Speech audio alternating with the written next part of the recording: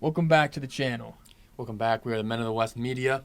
Today, this is our first podcast of the new year. So, we got some new pipes for Christmas, and so we were just going to do a nice little pipe review, give you a little update of the channel, what our lives have been like over the last couple months. It's been quite busy. Yeah, But let's get holidays to it. and Now, normally we don't talk about the pipes or like what we're smoking until the end, but since that's kind of the main topic here, Tanner, what are you smoking, and what pipe are you smoking it out of? so we did a pipe exchange. You bought Alex's pipe. Yeah, that's our cousin. I bought you your pipe, and he bought me this pipe. I got a Lorenzetti, Augustin Caesar's pipe. I don't know if it's based off because I don't think they even had pipe tobacco in Rome, but they just called it the Augustin Caesar. It's made in Italy. Smoked it one time on Christmas Eve. It's not bad. I just worry about I don't really have a pipe that's like this. It's glossy, so I just worry because Alex, our cousin, has a pipe that the gloss on the top, it was a cheap bubbled. one. Yeah, this one. I mean, yeah, his was probably about $40. This is like 100, and with some sales during Christmas, is about 110. I think all said and done. But I'm smoking Treasure Island out of it, which, to be honest, I don't even know the last time I smoked this. So we'll see. That stuff's pretty good. Now What I'm do you smoking a got over there? Stanwell. I'm smoking out of a Stanwell H.C. Anderson. This is I got the terminology here. The HCA 1-9. I don't know why they have to make it complicated like that, but this has a longer stem. If you just search Stanwell Church Warden, this is bound to come up. That's how I actually think I found it, and it's got a black brushed look to it. And it's got the, I'll probably just throw a photo up on the screen, but kind of got this amber wood top to it. I really like it, and these are actually interchangeable. Well, that's the thing that makes that pipe very unique. We don't Yeah. have any pipes that are like that.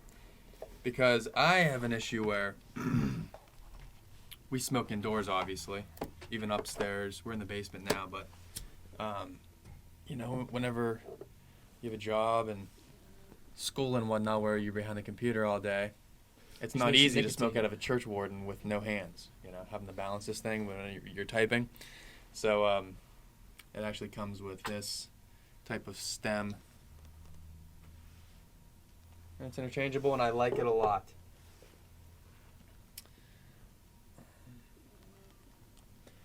And what I'm smoking here is my favorite pipe tobacco, I would say. If not, at least top 3.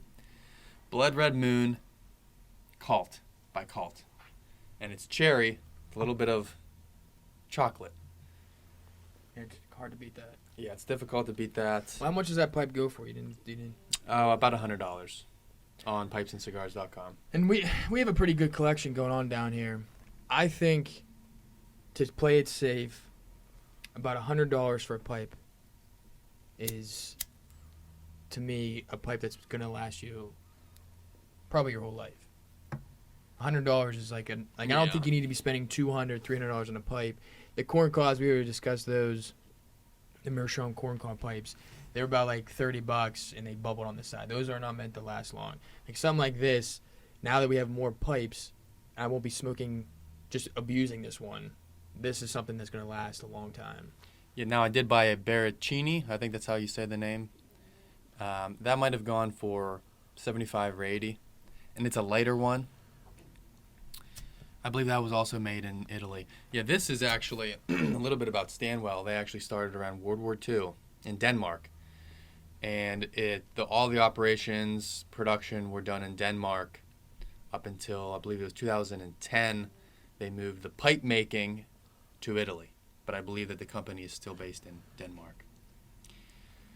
So that's just a little bit about Stanwell. It's a very popular pipe maker. They have a wide variety in their pipes, but And that's the only Stanwell we have down here. I'm pretty sure. Right? yeah, Matt has a Stanwell. Like so, these 2 pipes that we bought are like the first of the ones we've had. We've always bought. I have a Crown. We have Meerschaums. We have Viking, and we have what's the one I have? The big wood one. Nording. Nording. We haven't really ventured off from. Oh, and what's this one right here? The very expensive one. I have no idea. That This one? Yeah. What was that end up being? I can't remember. Started with a C. Crown, but there's No, no way. Crown- 'Cause Crown's pretty Crown's cheap. right there. That's the Crown one. This that one has was- an R on it. Yeah, jeez, I'm in. Rossi. Oh, Salvinelli. That's a Salvinelli. So we have one of those. Now we're expanding we're trying to find out like what's the best pipe, what's the Yeah. best company. for And the I'm most ha- part. and I'm happy for with the this. price. But anyways, yeah, my Baracchini, $75 or $80. It's light, and it's a good multitasking pipe. I just have it come straight out. I don't have it on me right now. It's in my vehicle actually. It's I smoke it whenever I'm driving sometimes. That's like perfect for typing, writing, driving. This is more for just contemplating, I would say. Yeah, I think you gotta have a hand on it, so you can't do much. I think our next one we should look into is this guy we follow. He has like these, I call them like bullet pipes, where they're like small ones where like you put it in your mouth and it's not straining on your jaw. Like when you have a pipe hanging out of your Oh, yeah. mouth, like I couldn't do it with my giant Nording pipe. That would kill my jaw after a while. Like I almost wanted like a small like nice bullet, maybe a corn cob or like a Briar one if they make those. But yeah. So let's move on. Yeah, let's move on from that. We like these pipes so far. Go check them out.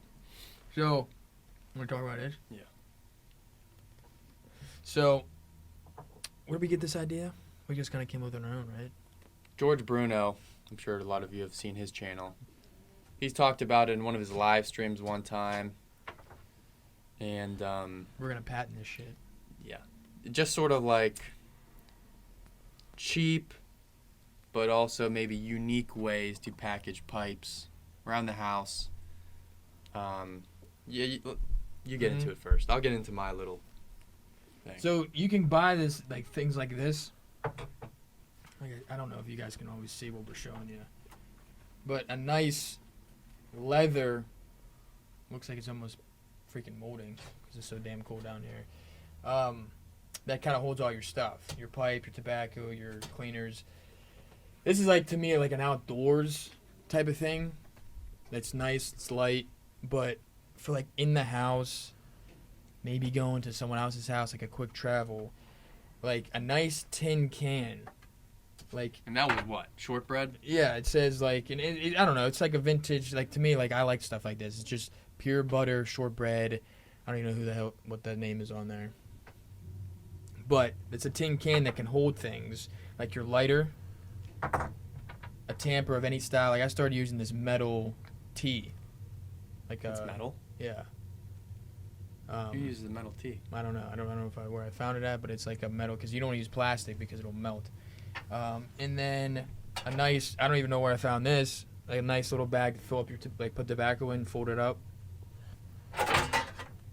And then a lighter, I already told you that. And then you can put in like, even like the, I don't have it in there, it's like the cleaner, like the whatever that thing's called. Oh, the like little Czech Republic. The guy's got a tamper, it's got a poker, and a scraper. Scraper, yeah. And it's big enough, and it's like I can literally take this and stick it in my pocket. And it's pretty durable, light, but it'd be like it's just an idea. Yeah, now mine is a little bit different. Oh yeah. Hello. So mine's a little bit different. Mine, I was watching, like I said, a George Bruno live stream, and he was talking about this. How I think he said he was packaging. Long story short, Altoids. A lot smaller, obviously, than that. You could realistically get one of those. What do you call them? One hitters. Yeah. Tiny little corncob bullets. pipes, and fit it in here with a tee, like a golf tee, with like a tiny bag of tobacco or something. I want to say that's what he was doing. So I went out and I bought some Altoids, pretty much ate them in like a day or two. And I went to go do that because I do a lot of the smoking next to my desk, at my desk. And I don't really have a pipe that big. And so that the whole process of that, I kind of avoided. I'm basically using it as just an asher. So whenever I'm finished smoking, I just basically dump it all into this Altoid, and I lay my pipe on the other side. As simple as that. Not this one necessarily. This isn't, like I said earlier, not necessarily the best for smoking like while you're multitasking, like typing or driving or anything. And then like what I just discovered was something as simple as a highlighter with a nice rounded bottom like that. I mean, it fits in there perfectly, and you can just. Thing is, you gotta kind of watch yourself. though, since it's plastic. Yeah, but I'm not like sitting it on the flame. It's Yeah. always like whenever the flame is basically out or dying, and I'm just tapping on it a bit. And then you just dump these things out every so often. Yeah. So, going off of that, I'm pretty sure you can buy those Altoids in a smaller container, right? Maybe. Now, if they do, that's probably what I'll add to this, because there's still room in here. Put that there, the tamper, the lighter, the bag of tobacco, and the pipe will sit right on top of it, because it's pretty, deep. So, but yeah, these are just ideas, simple things like this doesn't cost. This was it could be more than $10. Something like this, it runs for almost $100. Like, Yeah, and I think I with spent. design and everything. This is just a nice little Viking pouch. I forget how much It's I probably spent like on at least this. 40. Yeah, you don't necessarily need things like that. But we do a lot of outdoor stuff. It's just easier. Yeah, that's for outdoors. Leather's I a wouldn't lot bring this better. tin with me. Yeah. We do a lot of survival stuff, so every pound that you bring out with you matters. You're not going Mhm. to bring a big tin full of this stuff, but we just wanted to touch on that. And then the last topic is just New Year's resolutions. What are you working on this year? My earthly. Huh? My earthly New Year's resolutions, like just earthly Oh stuff. yeah. My The material world. Yeah. Stuff. I would say a lot of it's more like I have goals for the business, like specific ones, goals for the gym. Like I'm not gonna go in detail, but like gym goals, business goals. How many days a week you working out now? Or what's the not you just pulling your back out, Yeah. but like Or as of right now, I'm not starting off my New Year's good. Pulled my lower back. It's healing up pretty well though. 3 days a week. okay. Yeah, I was just curious. Because I don't know if we talked about that necessarily yet. I'm trying to get at least 220 pounds. The most I've ever been, but And how tall are you? 5'11", 5'10" out of 5'11". So you're going to be fat. No, 220 of muscle, but clearly I learned my lesson. I'm getting older, can't be going as crazy and as hard without stretching, and I don't know. I think it was like a fluke. Something happened, and then I was like, wow, I can't even move my lower back. But trying to think what other certain alcohols. Trying to get into trying to make at least once a month. It's a good goal there. Yeah, it's not bad. Like more ideas for the business. Getting better with my finances. But yeah, what about yours? Lent is when I take things serious. Like these are just human things. And you and I pretty much do the same thing where as soon as the new year begins, you have your material goals for Yeah. the most part. Because Lent is in, you have 2 months of dealing with the material stuff. Yep. Usually. This Lent is early. And so then the more Difficult stuff. spiritual stuff, more like Fasting for 4 days. That's what we're both doing straining this year. stuff. Like right now, some of my goals are Yeah, what are you? played by ear. I have minimum goals, basically. It doesn't seem like the minimum though. Like I wanted to do 4 weeks of carnivore. Not all at the same time, but just generally. Like I wouldn't count I'm not counting like single days. I'm counting it by weeks. So I'm on the second week right now, and then I'm going to take a break and just probably wait till like summer to do it. I'm going to do the other 2 some other time of the year. I don't know when. But doing carnivore is not something you do during Lent because you're not eating meat, basically. So this is the only time to really do it. You don't want to do it in the summer. Who wants to be on a diet in the summer? Yeah. So this is like the best time to do it. I want to do 4 weeks as well of vegetarian, which now that I'm thinking about it, I should just do an entire Lent of no meat. I mean, you've done that last year. I do 40 days of fish. Seafood. Yeah, and then I'm pretty sure other than that, I'm getting married this year, so there's a lot of stuff involved with that. I want everything for that to be successful. I want to finish my master's degree this year, which involves 3 classes, which, I mean, it's just the biggest pain.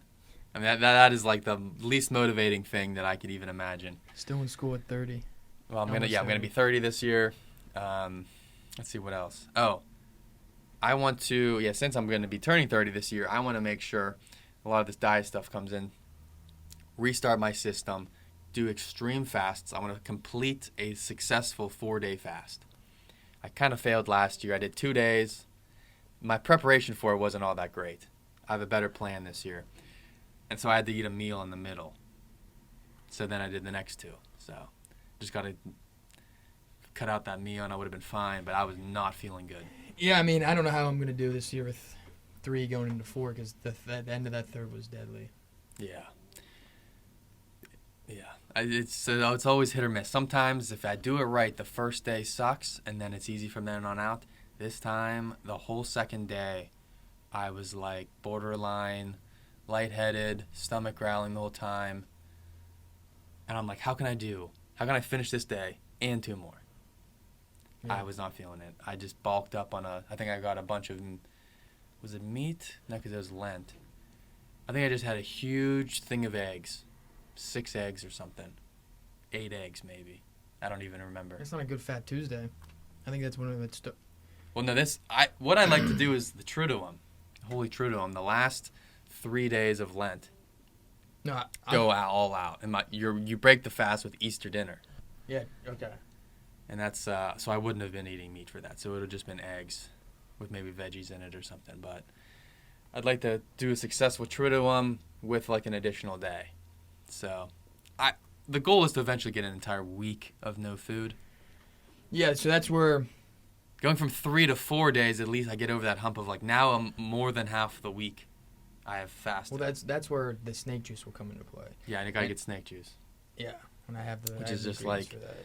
the water. You can put in your water some salt, some magnesium, some whatever, just to keep your muscles from cramping up and whatnot. But Yeah, we'll explain more information when Lent comes, but I have a good recipe that worked last year for it. But yeah, those are like the earthly goals. People always try to, the New Year's. I'm like, that's not challenging for me. Lent, because at least Lent you have a purpose. This is like, who cares? It's like if it happens. yeah, well, some people really need to like. For me, the last 6 months has been almost, if probably even 8 months, has been like no restraint Going through the motions. on drinking a couple days a night or a couple nights out of the week. Oh, there's a whole box of cookies. That can't be here. Yeah. Eat it all. Wake up, after 8 hours. Well, what are you just supposed to do all this dead. stuff after Christmas and New Year's? Like, I'm still eating crap because I hate to see waste. Yeah. And like I said, I'm on the carnivore diet right now. That's an interesting diet. I tried it. We were just talking about this yesterday. I don't know if it was last year or 2 years ago. And the same process has, played itself out. 10 pounds lost in the first week. Stomach, any sort of like inflammation in the stomach, completely gone. You see the striations on my side. The abs are back. I'm still going to the gym, so the muscles are rough. I mean, I feel like I'm solid rock right now, but there is no pump in the gym. And the muscles are like, They're exhausted. they're almost like they're screaming to me whenever I am lifting because there's no glucose in them. The good thing is, though, I'm not the best salesman in a lot of stuff because I usually just like throw out the brutal details. But like the first 4 days or whatever, the way that the carnivore diet goes is carbs in your system hold water through like the inflammation in your gut for the most part. And as soon as you don't have that, you're flushing yourself a lot. So the first few days is diarrhea, dehydration, and sodium deficiency. Sounds great, right? Yeah, you're going to have people that are like, why the hell would you ever do Yeah. something like that? There is a transition. This is how like all of our ancestors 2,000 plus years ago pretty much have lived. I mean, that would be more like the paleo, where at least they ate berries and maybe some sugars. greens. But this is basically like extreme keto, where you're not cutting the fat off of anything. You're not taking the skin off of anything. You're just eating meat and eggs for the most part. And honestly, that's pretty enjoyable. I had a steak for breakfast yesterday. Like that, those are the benefits. And like the losing the weight, mental clarity. There is no crash in the afternoon. Normally, I'd have to be like getting jacked up on something coming into the afternoon, but there was no carb increase in the beginning of the day. With lunch, typically there's at least some carbs in your lunch or breakfast, and so you're going to have that carb crash. None of that. I've been doing perfectly well on 7 hours of sleep or 6 hours of sleep a day, which is before, with all that inflammation in my body, I feel like I needed almost 9. Mm-hmm. So that's an interesting. It's only going to get worse as you get older, too. That's the problem. Like, you're just not. I remember just eating whatever you wanted and only have to run off, like, you didn't need 9-10 hours of sleep after, like, a night of drinking or eating like crap. It's like, so basically what you're doing is you're preparing yourself as you're getting older. Like, being able to figure out what works for you and what doesn't. Because you don't want to be in your mid-30s being like, oh my gosh, like, I'm still feeling like crap. Yeah, and much of this is cancers and different diseases. They feed off of sugars. Carbs. And if you don't have any of that in your system, I'm at least giving, like I said, I'm going to be 30 this year. I'm trying to, like, give myself a bit of a break. That's why I want to do a lot of the fasting, too, to give your organs a break. I'm basically ketosis right now. And I just kind of want to go into my 30s as clean. And then there's muscle goals as well. I want to, and I've done this all before. On the same day, I want to be 190 pounds, do 20 pull-ups, like without stopping, obviously. 190 pounds, 20 pull-ups, run 3 miles, and then do the typical gym thing of 1 plate, 2 plate, 3 plate, 4 plate. So 1 plate on each side, shoulder press, which I think I could do that right now. I think. I haven't done it in a while. Two plate bench, which I basically got up to that with, like, I think I did 185 for like 12 the other day. So I'm like, a little bit more weight. I'm usually always working on these things because my issues are with my hips, my sciatic nerves. So it's the deadlifting and the squat that are going to be interesting. I have, like, these growth disease in my knees, basically. So my knees suck. And so squatting and deadlifting, squatting especially, has always been rough for me. So I'm going to be trying to do 3 plate squat, which I've done before, and basically pull my back out on. And 405 deadlift, which I've done before while I was training for a bodybuilding competition. So those are going to be the 3 mile run, and basically the squat and the deadlift are going to be the main issues for me. So that's what I've been working on. I went from 200 pounds to 190 pounds already this year, so that part's pretty much done. Getting back on the creatine a little bit at this point, just to try to give my muscles something. Yeah. But I think. I think my last thing is I got the Ignatius Study Bible, so I want to get at least through Matthew, Mark, Luke, John, and Acts of the Apostles, which, I mean, it's almost all footnotes in the Ignatius Study Bible, which is like the Catholic Study Bible. I hear it's like the best out there, and I'm working on it. I think I'm 20 pages in. So, and it's interesting because I've read the New Testament. Yeah, I've read the New Testament so many times that a lot of that part is kind of like, okay, I've heard this story, but then you go to the footnotes and they're telling you exactly, why this is important, where this was, the history of this place, and that's the stuff I'm really interested in. So these are the goals for the new year. Obviously, there's business goals that I have as well.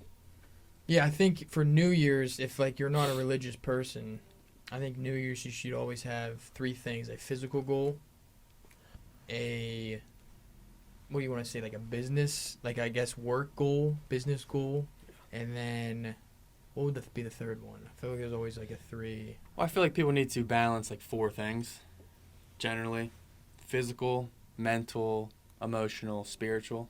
Yeah. Physical is obvious, your lifting, diet.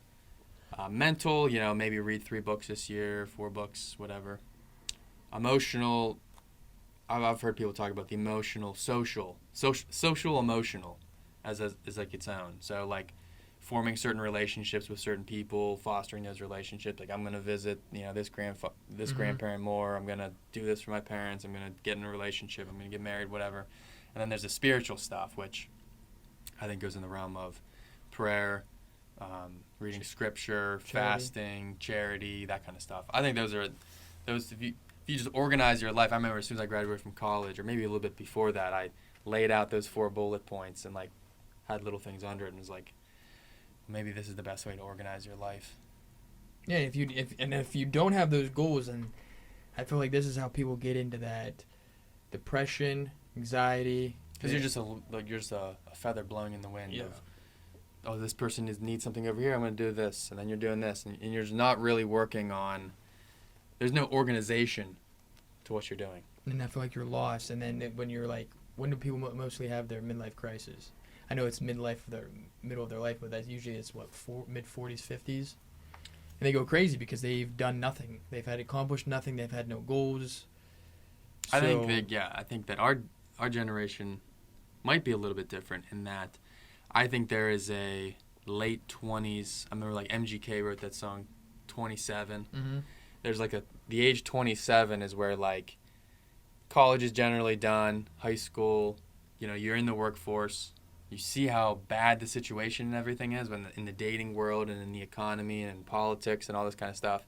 I feel like that usually hits people at 27-ish. That's what hit me. And they're sort of like 26, 27. Oh, like I cannot just, like I need to rethink everything. People want to move away. Like that's why you get these people that just travel all over the place just to fill the hole. Drugs, of course, involved as well. The Netflix. Yeah, and there's people that travel. People. They're like the nomad. Like they just travel from place to place, thinking they're gonna find fleeting something. pleasures. Yeah, and then they usually come back and you're not accomplishing anything. Yeah, you've seen stuff, but like you just can use your phone, look up a photo. Yeah, like it's not as good, but like to me, you need the goals and you need to accomplish them. Going and seeing places is not to me a goal. Yeah, depending on what that stuff is, but yeah. And then who knows? So there's probably like a whole second midlife crisis for our generation. I just feel like the previous generation, they wouldn't have had to. The majority of people in their society, the vast majority, probably didn't go to college, and the economy has always been generally good. I would say up until our generation, it's like there's been like 3 recessions, but there was like. There's really never been like a boom, and we've been born in a constant state of war.